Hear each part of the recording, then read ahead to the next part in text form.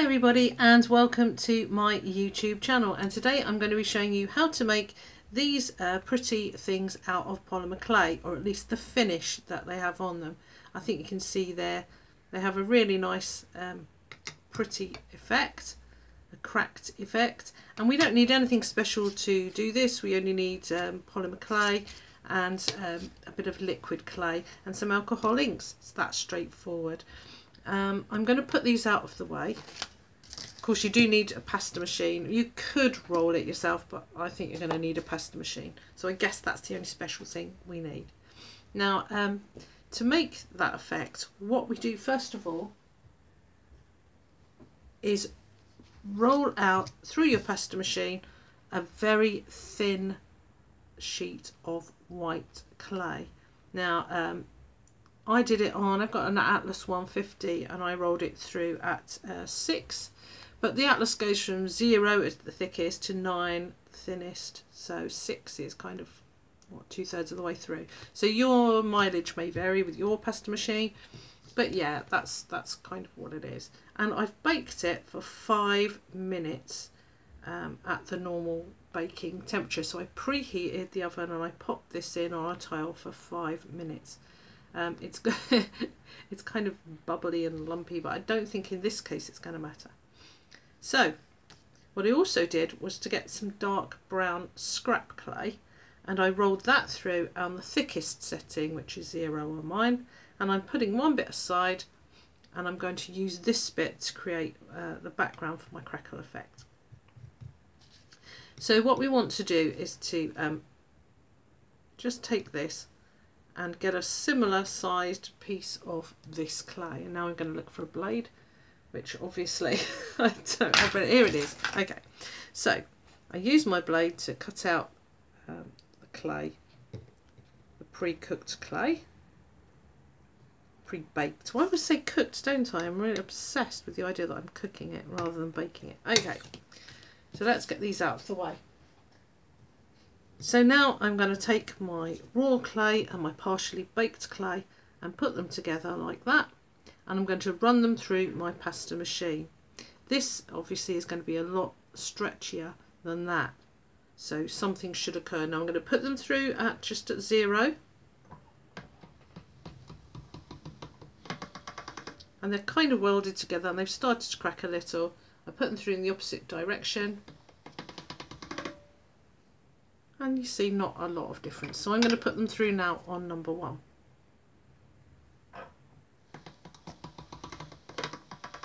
Oh, okay, now we're getting more of it.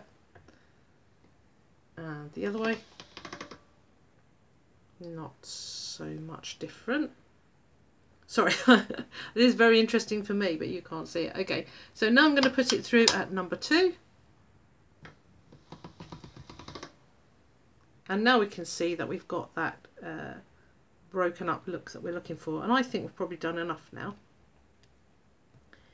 So let's just flatten this down a little bit. Now you've got to be able to sort of adjust here, because obviously the clay is not 100% fixed together. This bit didn't really crack, but you know what, I'm going to go with what I have because it's probably easier.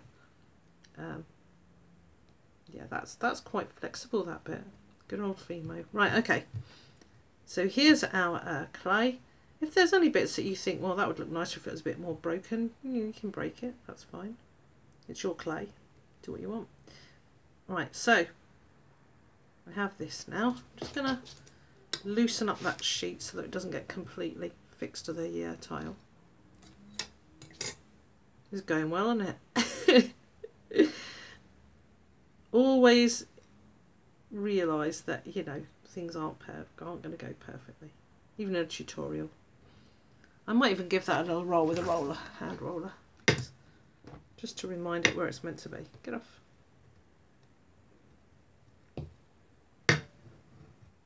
And again, I'm going to loosen this up because I don't want it to be completely fixed to the tile. It's not in my interests. Okay, so there's our clay. It's got some little bits on it. I'm going to risk picking it up. It's got some little bits on it. It's a tiny bit shaky, but that's what we've done. And because we have a dark background, we can see the cracks really well. I will show you some that I've made with a white background so that I just get the texture without this darkness. But so far this is what we've got. Now I want to cut out a circle like this. So I'm going to piece a little bit of this back on. Because that, I was going to appear in this video, you know, like my face and stuff. But I looked in the mirror this morning and I really did look like a tired old man. I decided no amount of lipstick was going to change that. So you're lucky you're only seeing the clay. Okay. So here we go.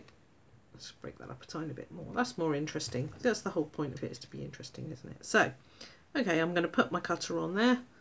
And I've found these acrylic blocks a great idea. This thing I saw in a tutorial and I found it really good for pushing down your things. Now what you'll notice is when you use your cutter, you do get some pieces of clay like sticking up because they've been pushed down by the cutter. My voice started saying things in a really weird way then. Okay, so let's take that off, and you can see these have stuck up, and you just push them back down.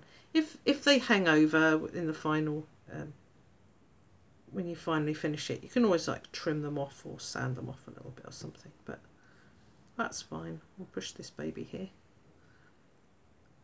I kind of like doing tutorials where not everything goes right, because not everything goes right, does it? Okay, so this is our little circle, and I have, like a genius, forgotten to do this. This is our other piece of clay that's gone through on 0, and this hasn't been through the pasta machine. And I'm sitting this on there because I'm going to make sure there's no air bubbles. I want my necklace to be, or my pendant to be, quite thick and chunky. Now I should have done that before I did this, so well, that's okay. Don't panic. I never know whether this is more entertaining or just annoying. Okay, so let's take this off. You can use it more easily. Okay, so that's still worked, thanks the Lord. And now I will cut out a little hole so that we can string it. And I'm going to do that. I think I'm going to do that where it's not where the chunks are quite small. It may not be very central. I haven't got time to measure it. Okay. So there's the middle coming out.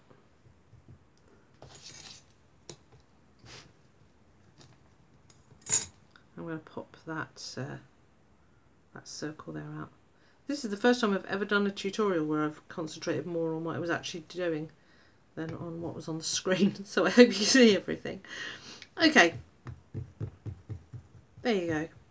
Now I've got to, any little scraps you see, you can always add them in. Now I'm going to bake this now. But before I do, because it is quite kind of flaky, I think it would be a good idea to give it a brush of liquid clay. I use a liquid Fimo. I'm just going to bang that on there. It's not the easiest thing to do, putting this over this crumbly old mess, but it does give you an opportunity to sort of see what needs to be fixed down. And I like to do it because I think it helps to bond everything together.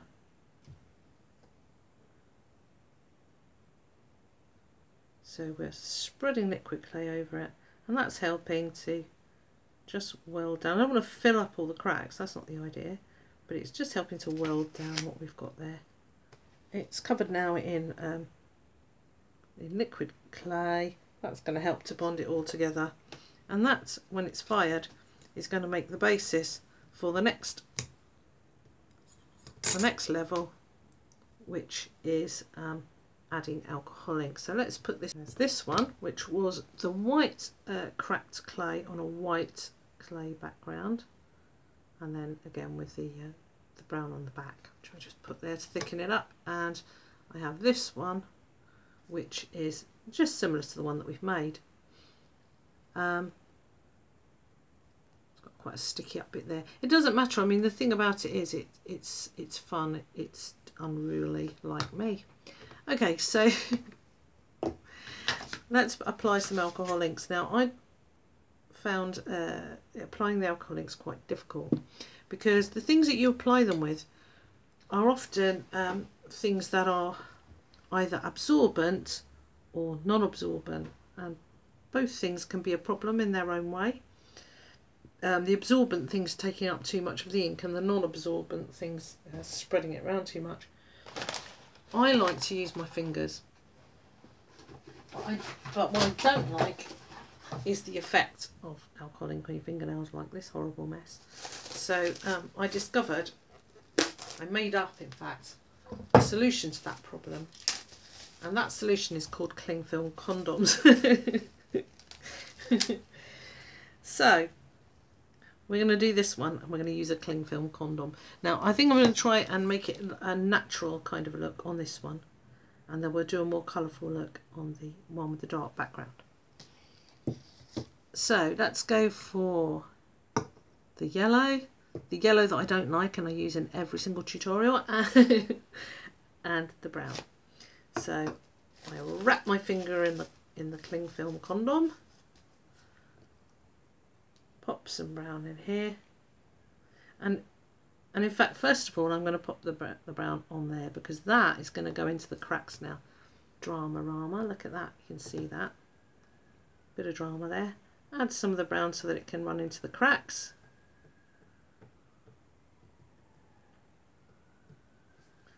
And then maybe just dot it around a bit.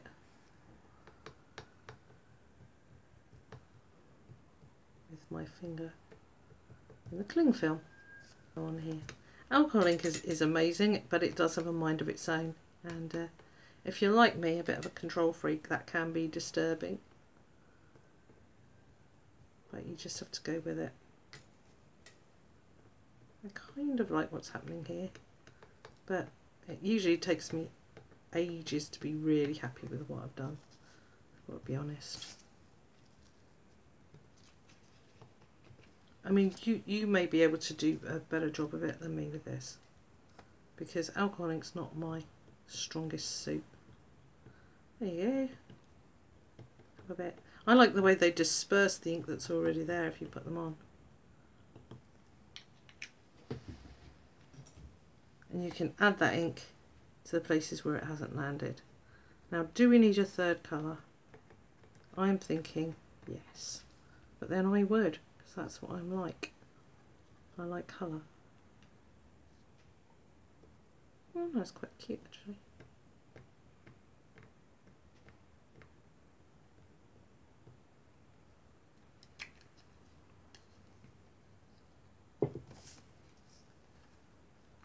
I've still got it on my hands. Nothing stops that, so I might as well dig in. Okay, so this, I'm just having a quick look at it myself. This is quite cute.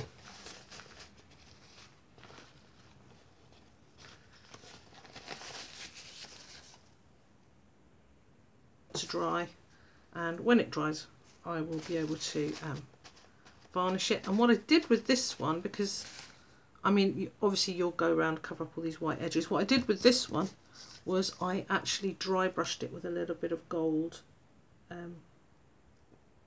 acrylic paint. We are going to go a bit crazy and make it nice and bright, and I'm going to do what I did with my square one that I showed you, which is to make it like fire almost. So I've got red,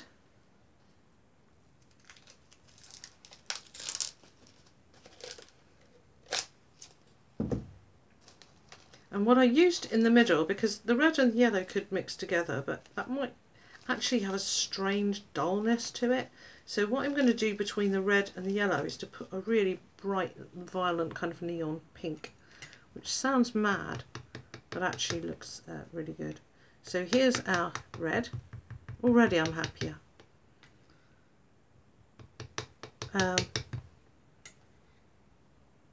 And because this doesn't have to go down into the cracks, it's just a whole new look. I prefer doing it with the brown background. but I'm not very subtle. Okay, so we've got the red on, and now I'm going to use this really bright neon pink. These are all just alcohol inks. This one's called Raspberry. And I just think this gives it a bit of a boost. I'm going to put this through here.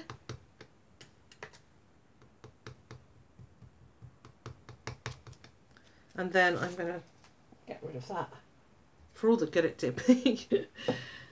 Grab another bit. Damage limitation, not damage prevention here. And I'm going to do some more yellow.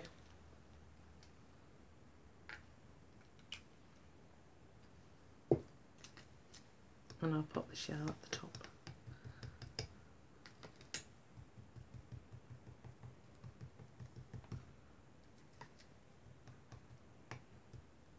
There you go. Now to me this is far more exciting than the other one, but as I say, some people get really impressed when I do something natural, so each to his own. I'm going to come on here and talk down the things I'm making. What am I like? I'll just use this brush just to touch in. I've used this before with red, so I know it's going to be fine. And just touch in some of the little white bits. And there's that one. And of course you would touch in the little white bits with yellow and stuff around the inside of there, or yeah. Okay, so there's that. So these are the ones that that we've made today. This rather natural one, and you can always add to it later, and this more kind of fiery bright one. Now the way that I finished the one that I showed you before, baby white. Good grief, I got that much of a baby white. Fair enough, I can live with that. The one that I showed you before, I edged it by extruding some black polymer clay and then running the extrusion through my pasta machine on a very, very thin setting. So I ended up with an extremely thin strip of clay, which I then laid around the edge and around the inside with some liquid clay and baked it in the oven, and it made it very, very nice. You can bake these in the oven again if you wanted to.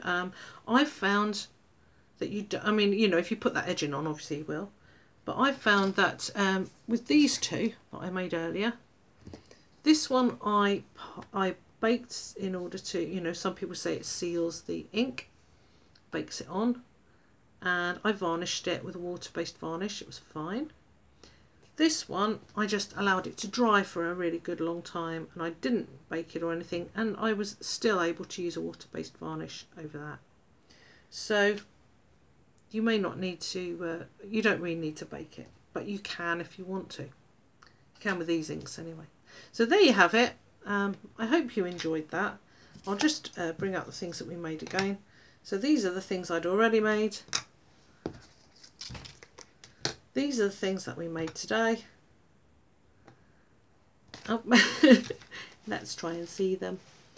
And I'm going to go for a bit of a lie down now because that was exhausting. I hope you enjoyed that. If you've got any questions, leave them down below. Like, subscribe, and all the other things that they have to say on YouTube. And thank you very, very much for watching. Bye bye.